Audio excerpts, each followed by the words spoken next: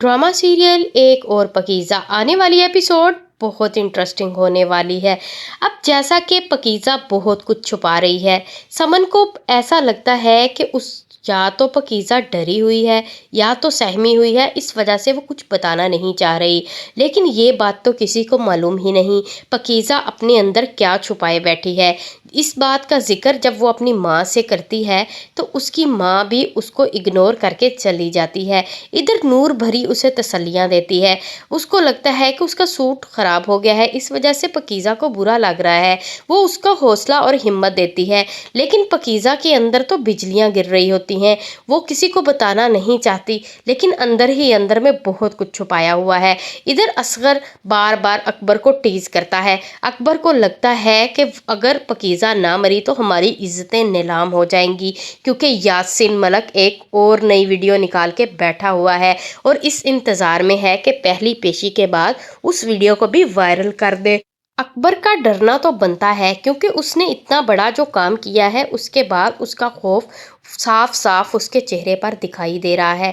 इधर समन बार बार मिन्नतें करती है पकीज़ा की कि किसी तरीके ये एफआईआर कटवाए और मुजरम कटहरे के पीछे आ जाए। उसको पता है कि ये गोली किसी और ने नहीं बल्कि यासिन मलिक ने चलाई है। यासिन मलिक का नाम लेते ही उस पर एफआईआर कट जाएगी और उनका केस और स्ट्रोंग हो जाएगा। लेकिन पकीज़ा क्यों नहीं एफआईआर कटवाना चाह रही, इस बात का जिक्र वो बैरिस्टर से भी करती है। बैरिस्टर भी उसको यही मशवरा देता है कि लगता है पकीज़ा कुछ छुपाए हुए है या वो किसी से कुछ डिस्कस नहीं करना चाह रही। लेकिन समन उसको यही कहकर तसल्ली देती है कि वो इस वजह से एफआईआर नहीं कटवाना चाह रही क्योंकि उसके साथ अब तक बहुत कुछ बुरा हो चुका है। वो डर गई है अंदर से और खौफजदा है कि पेशी आने तक उसका क्या हाल होने वाला है। जब ये बात मीडिया तक जाएगी तो वो और भी बदनामी के कटहरे पर खड़ी हो जाएगी। लेकिन बैरिस्टर उसको इस बात का बहुत अच्छे से जवाब देता है और कहता है कि मैं तो चाहता हूँ सोशल मीडिया पर ये बात आए और सब पकीज़ा को जानने लगेंगे और पकीज़ा की हेल्प भी करेंगे।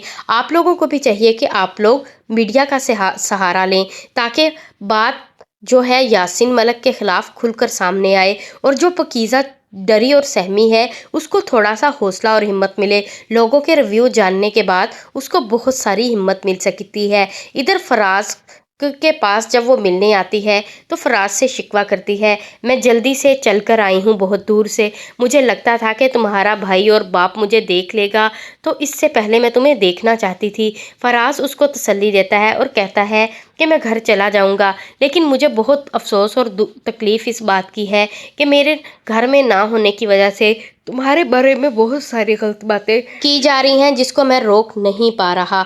लेकिन मुझे इस बात का भी दुख है कि मैं तुम्हारे साथ भी नहीं हूँ और बेड पर लेटा हुआ हूँ, मैं कुछ कर नहीं पा रहा। पकीज़ा उससे कहती है कि अगर तुम गोली लग जाती तो तुम्हारा बाप और भाई तो मुझे घर भी ना घुसने देते और मेरे माँ बाप तो मुझे पहले ही घर से निकाल चुके हैं, मेरे पास कोई ठिकाना ना रहता। जिस पर फिरोज़ बहुत अफसोस की हालत में कहता है कि मैं हमेशा तुम्हारे साथ रहूँगा पकीज़ा, तुम्हें लगता है कि तुम मेरे सारे मामले में कसूरवार हो। तो पकीज़ा कहती है मेरी बदनामी में भी तुम बीच में आ गए और मैं उसके साथ निकाह में भी तुम आ गए, यासिन मलिक की मेरे साथ ज़ाती दुश्मनी थी उसमें भी तुम आ गए, अब केस में भी आप आ गए हो। तभी फराज कहता है तुम बार बार ये बात अकेले क्यों कर रही हो, जबकि तुम जानती हो मैं भी इसमें बराबर का शरीक हूँ, बल्कि ये मामला तुम्हारा नहीं बल्कि हमारा है। इधर बार बार असगर एहसास दिलाता है अकबर को कि हमारी बहन को गोली लगी है और हम हाथ पर हाथ धरे बैठे रहें। इधर पकीज़ा अपनी माँ को जब बताती है कि मुझ पे गोली किसी और ने नहीं उसके भाई अकबर ने चलाई थी, जिस पर उसकी माँ बहुत हैरान और परेशान होती है। उसको पता चल चुका है कि ये गोली उसके बड़े बेटे अकबर ने चलाई है, जबकि वो ऐसे ही नाम यासिन मलिक का लगा रहे हैं। अब उसको इस बात का आइडिया ही नहीं कि उसके बेटे ने ये हरकत की और की क्यों है। लेकिन उसको इस बात का तो अंदाज़ा हो ही चुका है कि बीच में पकीज़ा जो पिसी बैठी है अकबर का कोई तो मामला ज़रूर होगा।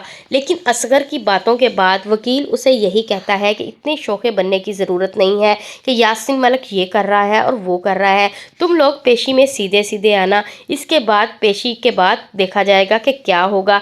बहुत अफसोस से اور بہت زیادہ شرمندگی کے عالم میں جیسے ہی پاکیزہ بیٹھی ہوتی ہے تو اس کو اپنے بڑے بھائی کی بہت یاد آتی ہے کہ وہ کیسے مجھے مار سکتا ہے، کیا اس کو کبھی مجھ سے پیار تھا ہی نہیں۔ وہ یہ باتیں اپنے باپ سے بھی ڈسکس کر رہی تھی، لیکن یہ نہیں بتانا چاہتی تھی کہ مجھ پہ گولی اس کے بھائی نہیں چلائی ہے، کیونکہ اگر یہ بات اس کے باپ کو پتہ چل جاتی تو وہ یہ بات برداشت نہ کر پاتا، اس لیے وہ بات خود چھپانا چاہ رہی ہے اور فراز کو بھی یہی کہتی ہے کہ میں ایف آئی آر نہیں کٹوانا چاہتی، کیونکہ اس کے بعد بہت کچھ اور برداشت کرنا ہے، اس وجہ سے میں نہیں چاہتی کہ میں ایف آئی آر کٹواؤں۔ میں چاہتی ہوں کہ میں اور آپ دونوں اس شہر کو چھوڑ کر کہیں ایسی جگہ چلے جائیں جہاں پر کوئی بھی ہمیں نہ پہچانتا ہو۔ لیکن اب بات صرف پاکیزہ کی نہیں رہی، فراز کو بھی انصاف چاہیے۔ فراز کو لگتا ہے کہ اتنا دور آ کر ہم بیچ راستے میں یہ مقدمہ چھوڑ کر نہیں جا سکتے، اب تو ہمیں ضرور یہ فیصلہ کرنا ہوگا کہ ہماری عزت جو نیلام ہو چکی ہے اس میں ہمارا کیا قصور تھا۔ ہمارا تو کوئی قصور نہیں، لیکن اس یاسین ملک کو نہیں چھوڑنا جو دندناتا پھر رہا ہے، ہماری عزتیں نیلام کر کے جو آرام سے بیٹھا ہوا ہے اور اپنی باپ کی موت کا بہانہ لگا کر کیسے بل میں چھپا بیٹھا ہے۔ مجھے لگتا ہے کہ پیشی کے بعد اس کو دوبارہ جیل میں ڈالنا چاہیے۔ ادھر پاکیزہ کی ماں سب کو چپ کرواتی ہے کہ اکبر سویا ہوا ہے، آہستہ بولو۔ کیا اکبر سے وہ بہت کچھ گلوانا چاہ رہی ہے یا عسکر کے سامنے یہ بات لانا چاہ رہی ہے کہ پاکیزہ کی حالت کا ذمہ دار کوئی اور نہیں بلکہ اس کا بھائی اکبر ہے اور گولی کسی اور نے نہیں بلکہ اکبر نے ہی چلائی ہے۔ یہ بات وہ کب اپنے منہ سے ایکسیپٹ کرے گا؟